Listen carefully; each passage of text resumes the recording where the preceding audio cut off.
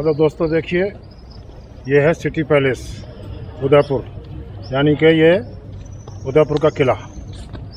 इसमें आने के लिए 400 रुपये पर पर्सन टिकट है। सीनियर सिटीजन की है 250 रुपये, और पुलिस या अदर कोई है तो उसकी है 200 रुपये। बाकी पर पर्सन 400 रुपये, बच्चों की 150 रुपये। और पार्किंग के 50 रुपीज़ हैं।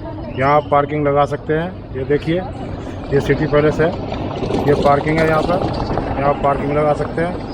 ये सिटी पैलेस में जनाना महल था, और इस जनाना महल को शाही महिलाओं के लिए समर्पित कर दिया था।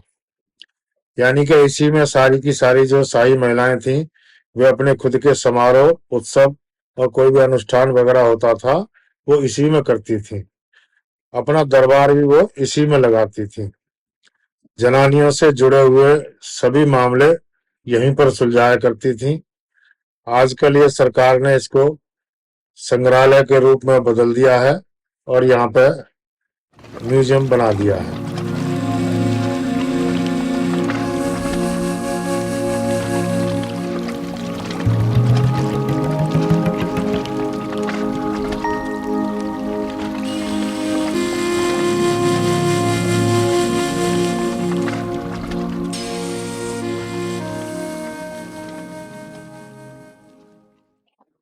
महाराजा श्री सज्जन सिंह ने विक्रमी संवत 1931 में बुधवार 10 फरवरी सन 1875 ईस्वी के दिन कविराज श्यामलाल दास जी के निरीक्षण में उत्तम ग्रंथों के संग्रहालय के लिए यह सज्जन वाणी विलास नामक पुस्तकालय स्थापित किया, और यहीं पर बैठकर कविराजा ने मेवाड़ के इतिहास ग्रंथ वीर विनोद की रचना की।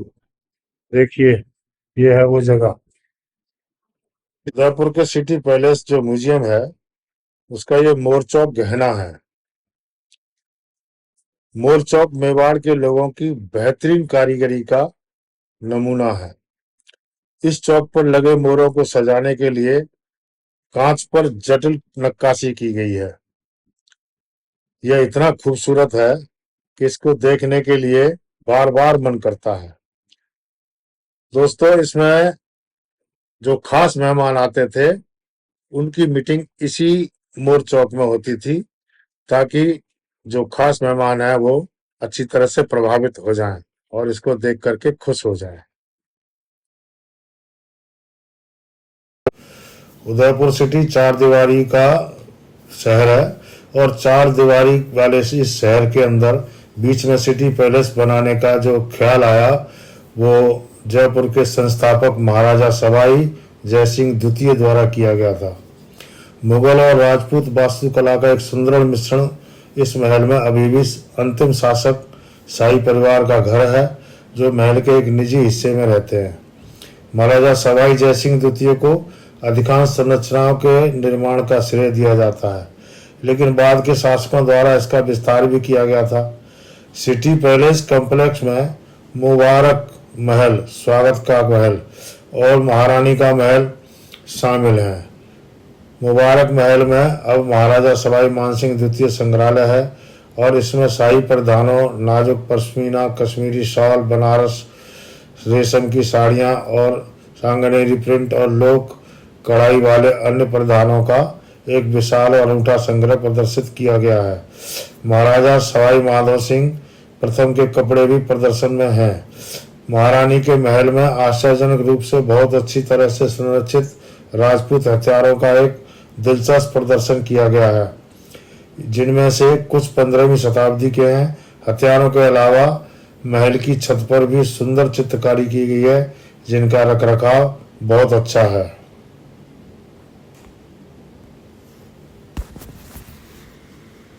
युद्ध के लिए जाते थे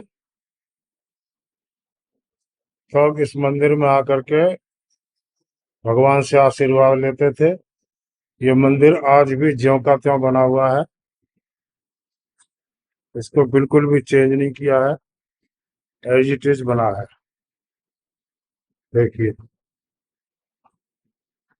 यहाँ युद्ध में जीतने की प्रार्थना करते थे सभी।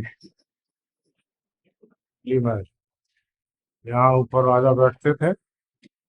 और ये यहाँ पर सभी सभासद बैठते थे। यह कचहरी में है। ये सभी सभासद बैठते थे यहाँ पर। और ये कचहरी में है कि राजा का राज तिलक होता था, तब चांदी के सिक्कों से इसको भरा जाता था। यह लक्कू कुंड देखिए।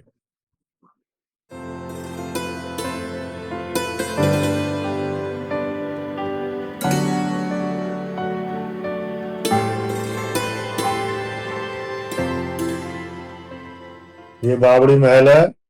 इसको मुगल शैली में संगमरमर से खम्भों को बनाया गया है और इसका गलियारा एकदम श्रम्य बाबरी महल की तरह बनाया गया है। इसमें जितने भी गेस्ट वगैरह आते थे उनको आराम करने के लिए स्थान दिया जाता था। और इसी में सभी शाही परिवार अपने उत्सव मनाया करते थे। जैसे होली है, धार्मिक पाठ है कोई भी, या कोई जन्मदिन वगैरह है, वो सब इसी में मनाते थे। तो ये बाबरी महल शाही परिवार के लिए एक उत्तम स्थान था। इसके नीचे कोई भी मंजिल नहीं है। ये बिना उसके ये है, बिल्कुल छत पर बनाया हुआ, खुले में, बिल्कुल साफ साफ सीधा।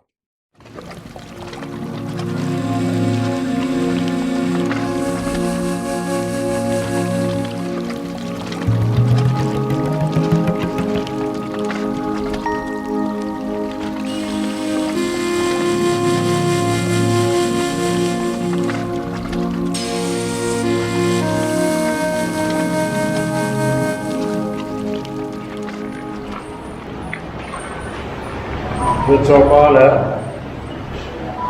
यहाँ पर फैसले हुआ करते थे। सूर्य चौपाल।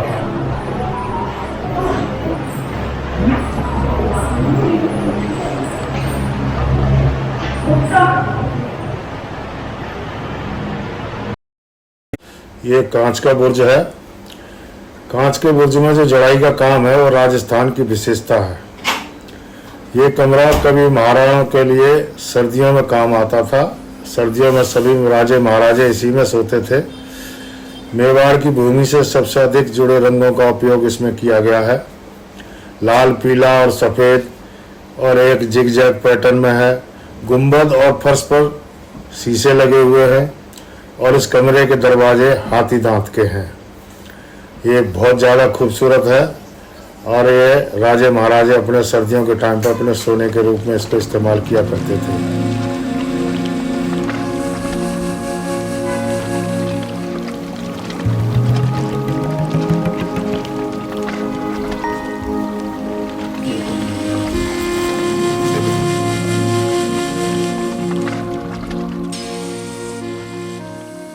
सैनिकों के बैठने की जगह है। यहाँ पर सैनिक छुप कर बैठते थे और सुरक्षा करते थे। महाराजा जगत सिंह जी ने बैठक बुलवाई थी। यहाँ से बैठकर वो पूरा उदयपुर का नज़ारा देखते थे। रास्ता है बिल्कुल, एरो देखते चलो और चलते चलो। राजा लोग कबूतरों के द्वारा डाक भेजते थे। ये है वो कमरा। यहाँ सारे पिंजरे लगे हुए हैं, देखिए एक एक पिंजरा लगा हुआ है।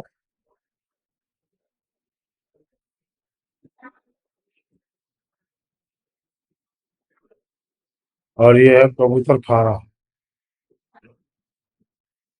ये किले को बनाने से पहले इस तरीके के चित्र बनाए गए थे कि इनको देख करके और फिर किला बनाया जाएगा। तो ये परिकल्पना दृश्य बनाए गए थे।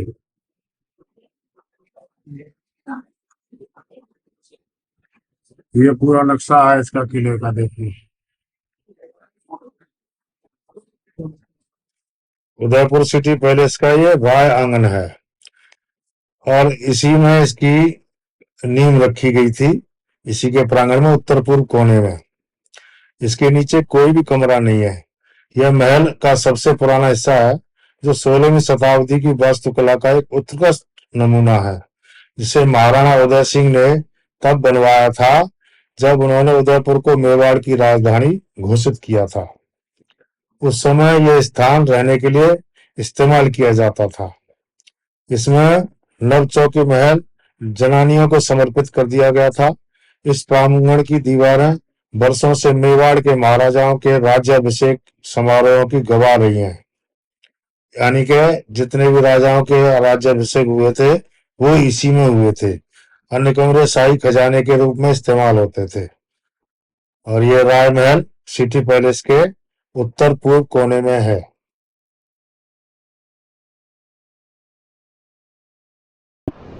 ओहो,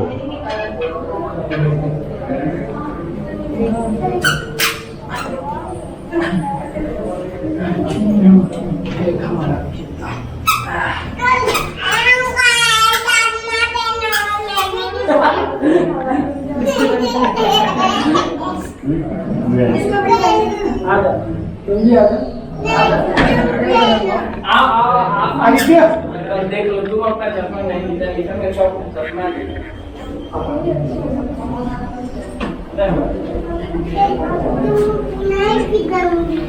देखिए यहाँ से पूरी झील का नज़ारा दिख रहा है। ये है पूरी झील।